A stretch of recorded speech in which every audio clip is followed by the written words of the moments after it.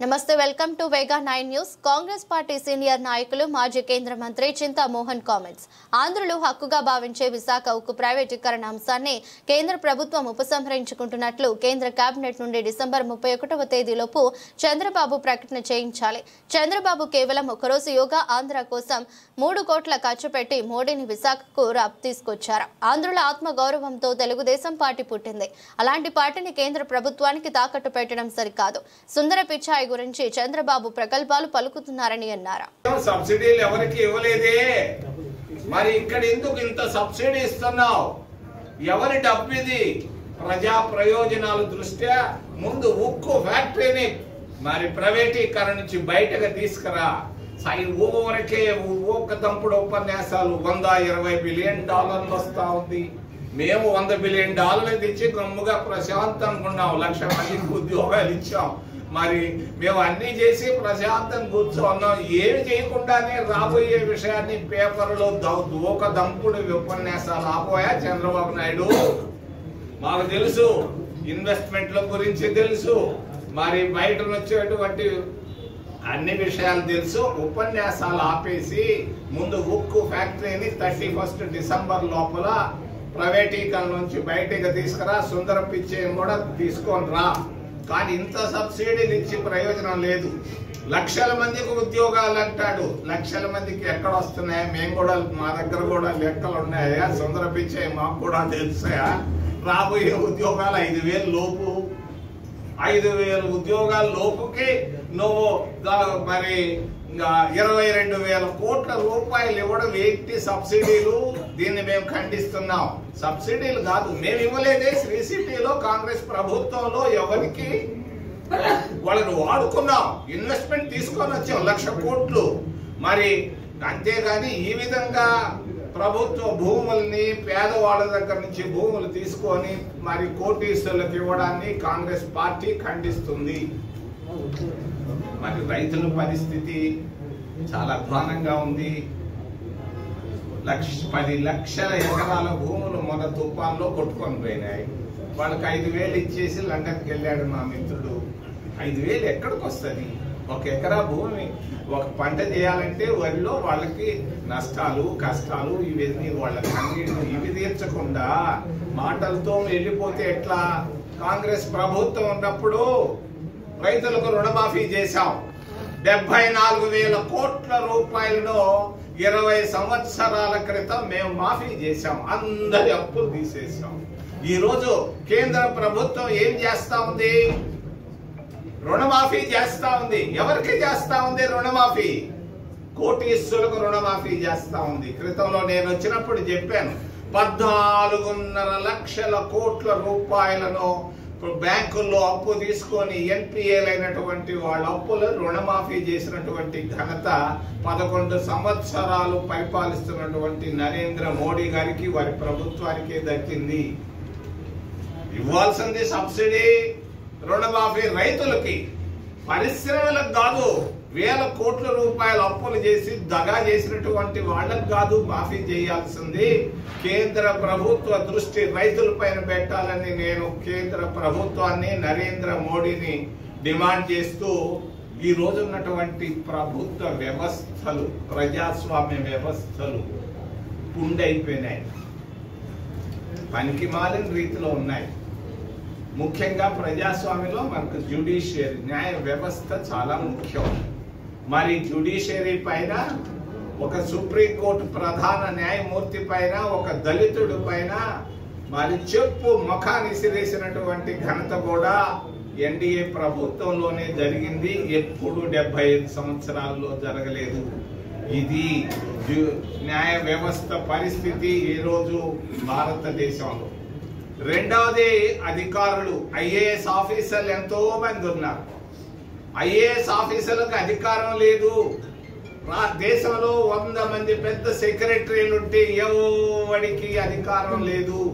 ప్రధానమంత్రి చెప్పితేనే చెయ్యాలి, అంతేగాని సొంతంగా అధికారులకు అధికారాలు పోయినాయి. పత్రికా స్వేచ్ఛను గురించి క్రితంలో చెప్పాను. పత్రికా స్వేచ్ఛ కనబడకుండా పోతా ఉంది. జర్నలిస్టులకు అధికారాలు లేవు. వాళ్ళు రాసేటువంటి ప్రసంగాలు వాస్తవాల గురించి మేనేజ్మెంట్లు కట్ చేస్తున్నాయి. మరి ఈ విధంగా అన్ని ప్రజాస్వామ్య వ్యవస్థలు మరి పడిపోతున్నాయి. బ్యాంకింగ్ వ్యవస్థ పడిపోతా ఉంది కంప్లీట్ గా. మరి ఏమీ లేదు. ఎలక్షన్ కమిషన్ నిన్న మా నాయకుడు రాహుల్ గాంధీ గారు బీహార్ లో నుంచి అరుస్తున్నాడు. ఎలక్షన్ కమిషన్ మరి బలహీనం అయిపోతా ఉందని చెప్పాడు.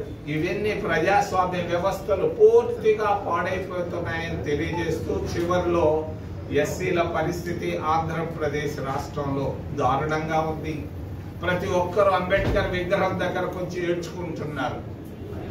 వాళ్ళ పరిస్థితిలో ఘోరం. ఎస్సీ ఫైనాన్స్ కార్పొరేషన్ మూసేశారు. ఎస్సీలకు విద్యార్థులకు స్కాలర్షిప్లు ఆపేశారు. ఎస్సీల భూములను తీసుకొని సుందర పిచ్చే లాంటి వాళ్ళకి ఇస్తున్నారు. వీటన్నిటితో కన్నీటితో ఉన్నారు ఎస్సీలు. ఓబీసీల పరిస్థితి ప్రభుత్వ ఉద్యోగాలు 22,000 కోట్ల ఉద్యోగాలు ఇస్తానటువంటి నరేంద్ర మోడీ కనీసం 1-2 లక్షల ఉద్యోగాలు ఇవ్వలేకపోయాడు. ప్రభుత్వ రంగంలో ఉన్నటువంటి ఉద్యోగాలు రైల్వేలు గాని, టెలిఫోన్లు గాని, పోర్ట్ ట్రస్టులు గాని, ఇక్కడ ఉన్నటువంటి ఉద్యోగాల్లో రిక్రూట్మెంట్ జరగకుండా ఓబీసీలు ఎస్సీలకు మరి ఉద్యోగ అవకాశాలు లేకుండా దారుణంగా ఉన్నటువంటి మరి కేంద్ర ప్రభుత్వాన్ని రాష్ట్ర ప్రభుత్వం కూడా విశాఖ ఉక్కు ఫ్యాక్టరీని డిసెంబర్ 31వ తేదీ అర్ధరాత్రి లోపల మరి చంద్రబాబు నాయుడు ప్రైవేటీకరణ నుంచి బయటకు తీసుకొని లేకపోతే 1వ తేదీ రాజీనామా పెట్టి మీ ఎన్డీఏ ప్రభుత్వానికి మరి నువ్వు కూటమి ప్రభుత్వాన్ని నుంచి బయటకు రావాలని నేను డిమాండ్ చేస్తూ ఏదైనా ప్రశ్నలు ఉంటే అడగమని మిమ్మల్ని చేతులెత్తి ప్రార్థిస్తున్నాను. సార్, ఈ తుఫాన్ బాధితులను ఆదుకోవటం లేదు అని ఒక వాదన వినిపిస్తుంది. ఆ ప్రభుత్వం అయితే మేము ఆదుకుంటున్నామని అంటున్నారు. మీరు ఎలా చూస్తారు ఏపీలో? అయ్యా, చాలా దారుణంగా ఉంది. మరి తుఫాన్ బాధితులు ఇళ్లు పోయినాయి. మరి ముఖ్యంగా రైతుల భూములు పాడైపోయినాయి. 10 లక్షల ఎకరాల భూములు పాడైపోయినాయి. వాళ్ళకి కావాల్సినటువంటి సహాయం చేయకుండా కాంగ్రెస్ ప్రభుత్వం క్రితంలో చేసిన విధంగా కాకుండా చంద్రబాబు నాయుడు ఐ వాష్ చేస్తున్నాడు. 5,000 రూపాయలు ఇచ్చేసి లండన్ పోయాడు ఆయన. అది కాదు, వాళ్ళకి ఆదుకోవాల్సింది ఎంతో ఉంది. ఏమీ ఆదుకోలేకపోయింది రాష్ట్ర ప్రభుత్వం తుఫాన్లో. సార్, ఇది పెట్టుబడుల సదస్సును ఎలా చూస్తారు సార్? ఈ నెలలో జరగబోతుంది వైజాగ్ లో.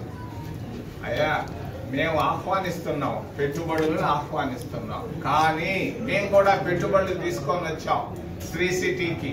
మరి తిరుపతి దగ్గర 300 పెద్ద పరిశ్రమలు వచ్చాయి. వచ్చిన వాళ్లకు మేము మంచి శాలువాలు కప్పాం, గౌరవంగా చూసాం, కావాల్సినటువంటి పోలీస్ ప్రొటెక్షన్ ఇచ్చామే. కానీ 1,000 కోట్ల రూపాయలు మేము సబ్సిడీ ఇవ్వలేదు. 1,000 కోట్ల రూపాయలు సబ్సిడీ ఇవ్వలేదు. ఒక జర్నలిస్ట్ కు 2 సెంట్లు భూమి ఇవ్వమంటే వెనక ముందు ఆడుతా ఉంది రాష్ట్ర ప్రభుత్వం. కానీ సుందర పిచ్చయ్య ఏమన్నా పేదవాడా? ఏం భూములు కొనుక్కోలేడా? శ్రీ సిటీలో భూములు కొనుక్కున్నారు పెట్టుబడిదారులందరూ. ఆయనకి 500 ఎకరాలు ఇవ్వడంలో మతలబు ఏంటి? ఏమైనా ఉందా? టేబుల్ కింద ఏదైనా అండర్స్టాండింగ్ అని నాకు తెలియజేస్తాను. ఇంకేమైనా అడుగుతారా సార్? ఇది బీహార్ ఎన్నికల్లోనే అక్కడ మీకు అంటే కాంగ్రెస్ పార్టీకి ఎన్డీఏకి ఎలా ఉంది సార్ అవకాశాలు? కాంగ్రెస్ పార్టీకి ఛాన్సెస్ 50-50 ఉన్నాయి. ప్రజలు ఓటేయాలనుకుంటున్నారు. కానీ మరి ఎన్డీఏ మరి భారతీయ జనతా పార్టీ చాలా పొరపాట్లు చేస్తా ఉంది. డబ్బు ప్రయోగం ఎక్కువగా చేస్తా ఉంది. Jubilee hills sir, Jubilee hills లో మా రేవంత్ రెడ్డి చెప్పాడు కదా, గెలుస్తామని 30,000 ఓట్లతో గెలుస్తారు తప్పకుండా.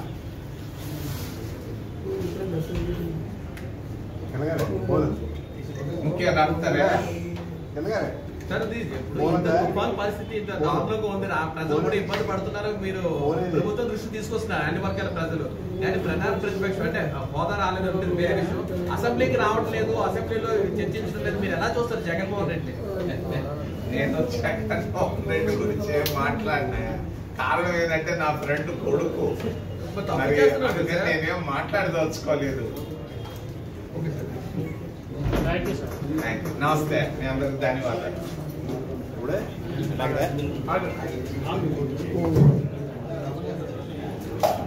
హాస్పిటల్